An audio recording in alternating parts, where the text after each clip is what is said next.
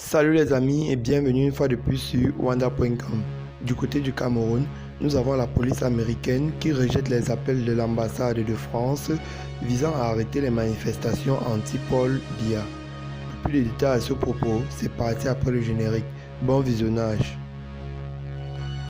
Eh bien les amis, mais avant de commencer, n'oubliez pas de cliquer sur le petit bouton rouge situé en bas de votre petit écran afin de vous abonner à la chaîne et d'activer la cloche de notification pour ne pas rater les prochaines vidéos. Bon visionnage. La police de Washington DC, capitale fédérale des États-Unis d'Amérique, a rejeté une demande de l'ambassade de France visant à renvoyer des manifestants scandant des chansons anti-Paul Biya devant l'ambassade, rapporte le site d'information national Telegraph.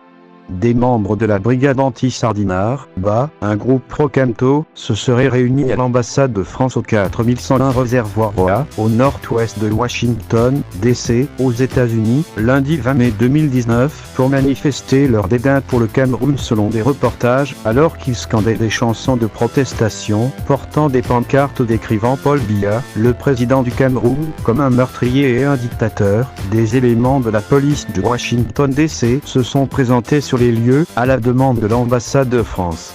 Notre source a ajouté que l'ambassade avait appelé la police dans l'espoir que les manifestants seraient expulsés de l'arène.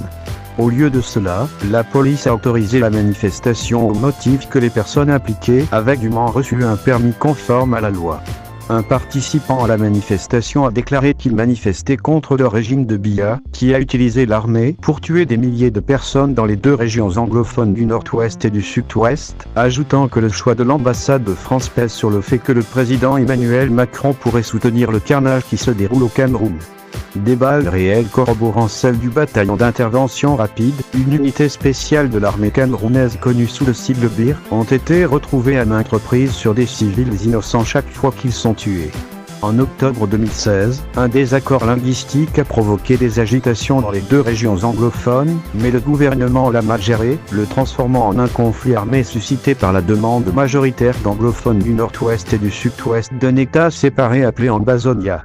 La BA s'est également réunie pour protester contre ce qu'ils décrivent comme un hold-up électoral et pour demander la libération du professeur Maurice Kamto, président du principal parti politique d'opposition camerounais, le Mouvement de la Renaissance du Cameroun, MRC, officiellement inculpé sous 8 chefs d'accusation, y compris la peine de mort. Kamto a participé aux élections présidentielles du pays contre le président sortant Paul Biya et a déclaré qu'il avait gagné.